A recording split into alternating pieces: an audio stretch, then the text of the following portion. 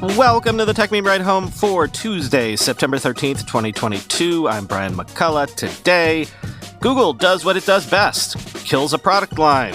As the Twitter whistleblower testifies before Congress, did extreme heat in California almost bring Twitter down recently? Amazon has updated the entry-level Kindle, and a review of the recently released iOS 16. Here's what you missed today in the world of tech. Sources are telling the newly redesigned Verge that Google canceled the next version of its Pixelbook laptop, which was slated for a 2023 release. Google has also dissolved the team building the Pixelbook as a part of recent cost-cutting measures. Quote, "The device was far along in development and expected to debut next year, according to a person familiar with the matter. Members of the team have been transferred elsewhere inside the company. As recently as a few months ago, Google was planning to keep the Pixelbook going. Ahead of its annual I/O developer conference, Google hardware chief Rick Osterloh told The Verge that, quote, "We are going to do Pixelbooks in the future." But he also acknowledged that the Chromebook market has changed since 2017 when the original and best Pixelbook launched.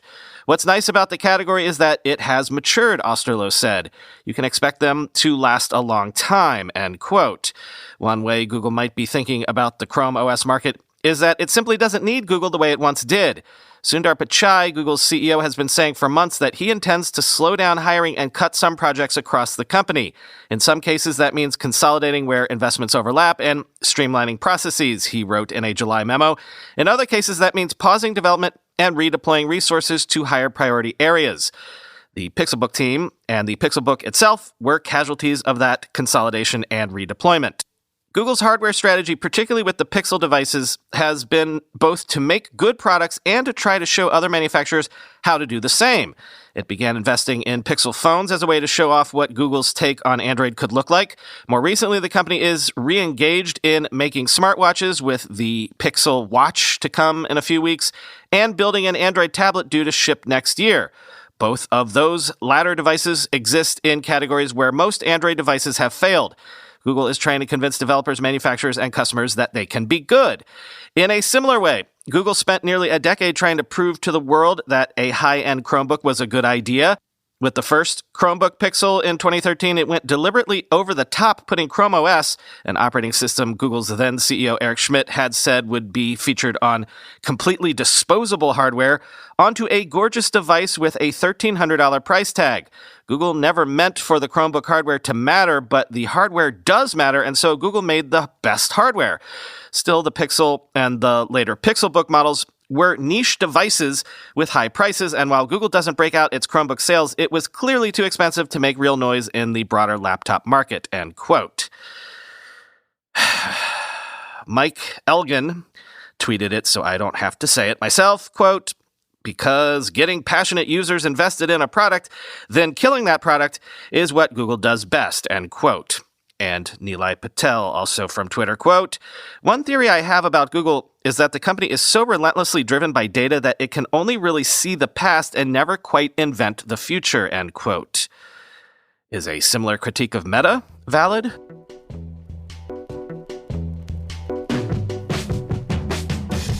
Twitter has begun rolling out its redesigned Spaces tab to Twitter Blue subscribers on iOS, including access to popular podcasts and themed audio stations. Quoting Engadget, "Starting today, Twitter Blue members on iOS can check out the new interface element through the subscription's Early Access Labs feature. The tab brings together live and recorded spaces and even offers a selection of popular podcasts you can listen to directly through the app.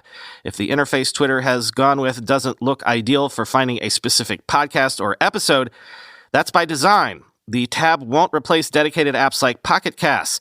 However, it may help you discover something new to listen to, and if in the process you check out a space or two, then the tab has done its job," end quote.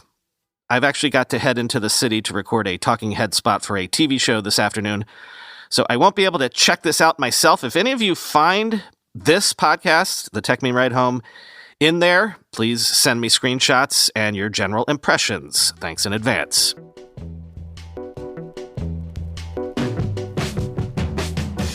By the way, a bunch of Twitter news is happening right now. The Twitter whistleblower is testifying before Congress as I type these words. I'm going to save the reaction to that for tomorrow.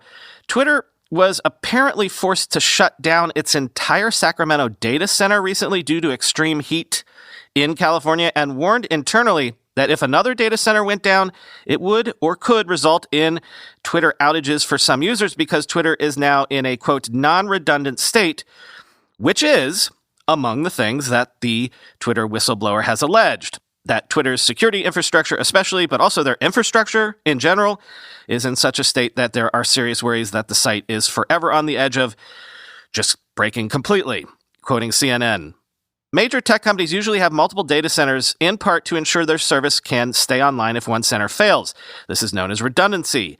As a result of the outage in Sacramento, Twitter is in a non-redundant state, according to Fernandez's Friday memo.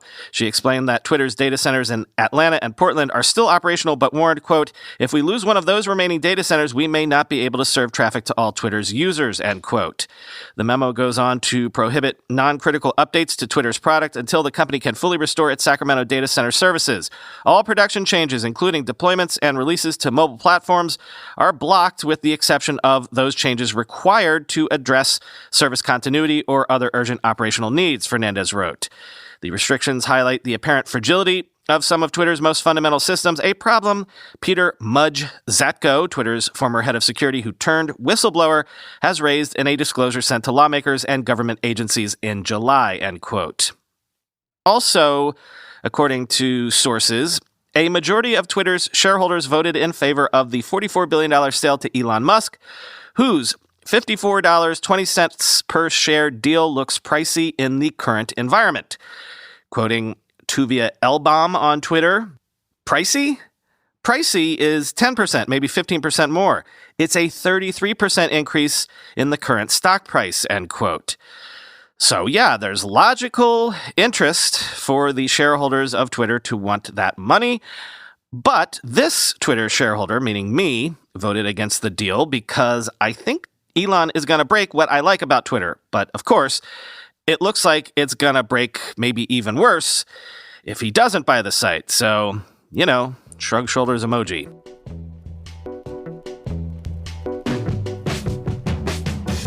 And as I'm writing this, I'm watching the Nintendo Direct event, hoping to get some more details on the new Zelda game. And hey, news that GoldenEye is coming with online play is nuts and great, but also, quick word on this. Nintendo says Splatoon 3 for Switch, which came out recently, sold a record 3.45 million copies in Japan in its first 3 days, nearly 600,000 units above Animal Crossing New Horizons' first week, quoting Video Game Chronicle.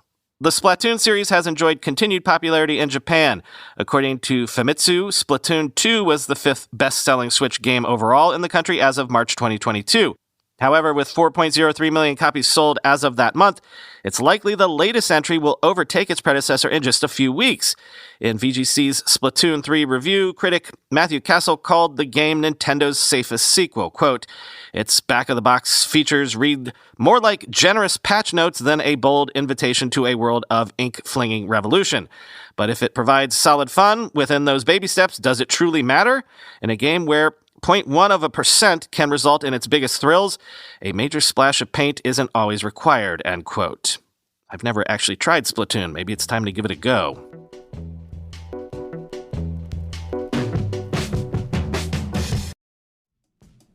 The $4 trillion algorithm. That's right, $4 trillion for the most sophisticated hedge funds, all managed by algorithms. Nobody's been talking about their movements, but what the data shows is shocking. Right now, these algos are betting billions of dollars against the market. Let me translate this for you. That's exceptional, exceptionally bad. What do the algos know that we don't? That it's time to look outside the stock market, gold, real estate, crypto markets for overlooked opportunities? And one of the most compelling, according to the data, is Masterworks. To date, they've delivered 29% average net returns, exactly why I've been investing with them for 2 years now. And I'm sitting pretty, currently looking at over 20% appreciation on my portfolio with Masterworks.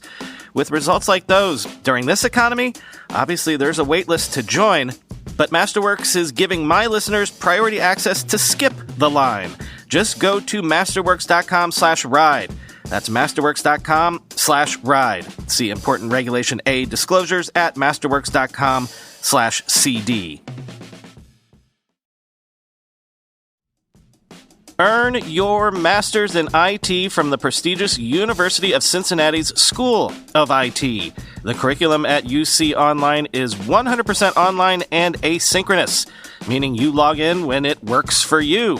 Limited experience in IT, the MSIT program at UC Online offers an introductory bridge certificate that allows you to jump right into the master's program without a bachelor's in IT. This 4-course sequence teaches you the fundamentals of IT and is a great option for anyone looking to change careers. Build your own custom curriculum to ensure you learn the skills necessary to help you grow in the career path you want. You can now earn a certificate in cybersecurity alongside your master's degree at no additional cost. Still unsure? Request more information from one of their enrollment advisors and see if you qualify for the GIA scholarship. Go to online.uc.edu to learn more about the MSIT program. That's online.uc.edu. Amazon has updated its entry-level Kindle with USB-C, 16 gigabytes of storage as the new standard, a blue color option, and improved 300 ppi display, available for $100 with ads, quoting Gizmodo. However, what's still missing from the new entry-level Kindle are color temperature adjustments for the screen lighting. Like its predecessor, it illuminates its e-ink screen with a cool glow from a strip of LEDs for reading when there's not enough ambient light to see the display.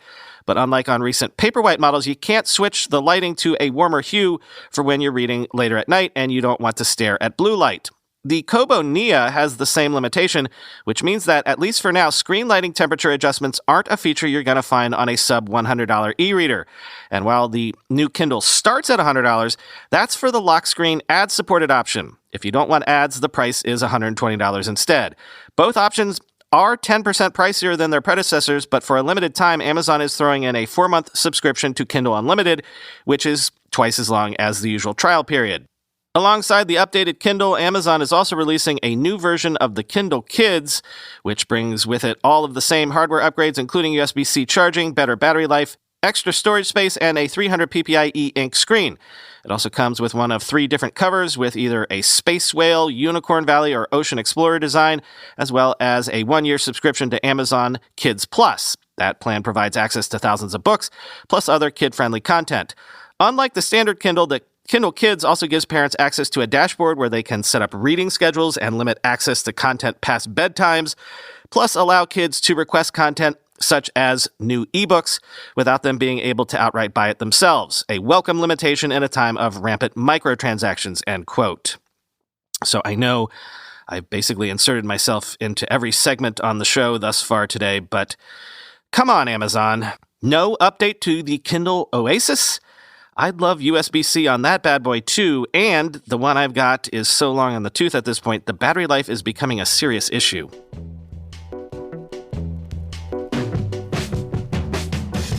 Intel appears to have accidentally confirmed specs for its 13th gen Raptor Lake CPUs on its Canadian website, including the i9-13900K with 24 cores and 32 threads, quoting The Verge.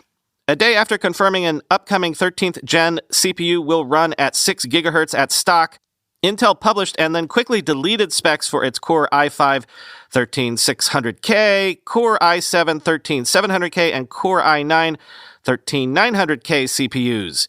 Intel posted the specs to its Canadian website, and Twitter users were quick to spot them. The specs reveal that the top-of-the-line i9-13900K will have 24 cores and 32 threads, with the performance cores running at a maximum frequency of 5.4 GHz. The i7-13700K will ship with 16 cores and 24 threads with up to 5.3 GHz on the final performance cores. Finally, the i5-13600K comes with 14 cores and 20 threads and a maximum frequency of 5.1 GHz on the performance cores. All of this information matches up with leaked slides that appeared online last week. The official-looking slides also mentioned that both the 13th gen Core i9 and Core i7 processors will be able to use 2 performance cores to boost up to 5.8 GHz using Intel's Thermal velocity boost. Intel still hasn't officially announced its 13th gen Raptor Lake processors, but the company has teased a 15% improvement in single-threaded performance and a 41% improvement in multi-threaded performance.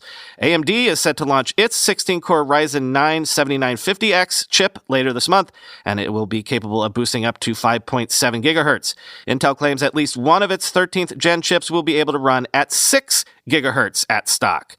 We'll hear a lot more about Intel's 13th gen plans during the company's innovation event on September 27th. It just so happens to be on the same day AMD is releasing its Zen 4 Ryzen 7000 processors, end quote.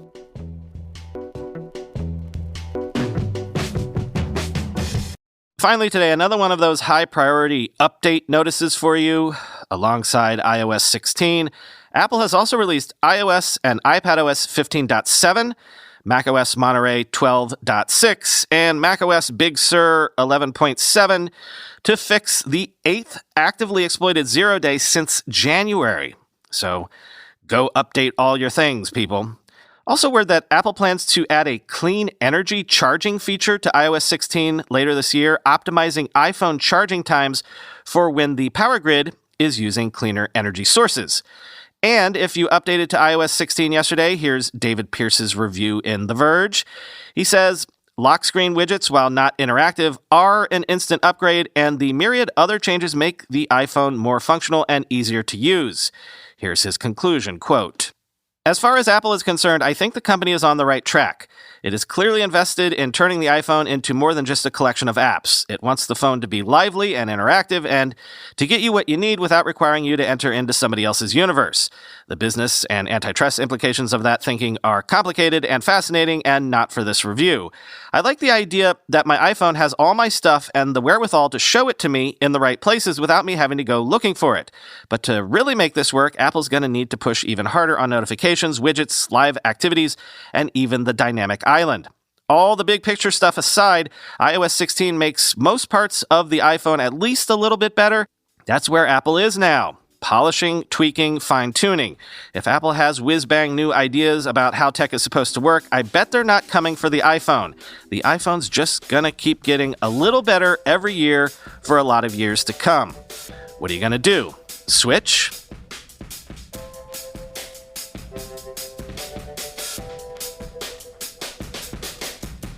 Okay, I lied. I'm gonna insert myself one more time. I know it really doesn't do anything meaningful, and I know Android has had this forever, but if you have iOS 16 right now, you're gonna want to turn on keyboard haptics. It just makes typing more satisfying and makes you wonder how you ever lived without it. To do so, open Settings on your iPhone, tap Sounds and Haptics, scroll down and select Keyboard Feedback, tap the toggle to enable haptics. Thank me later. Talk to you tomorrow.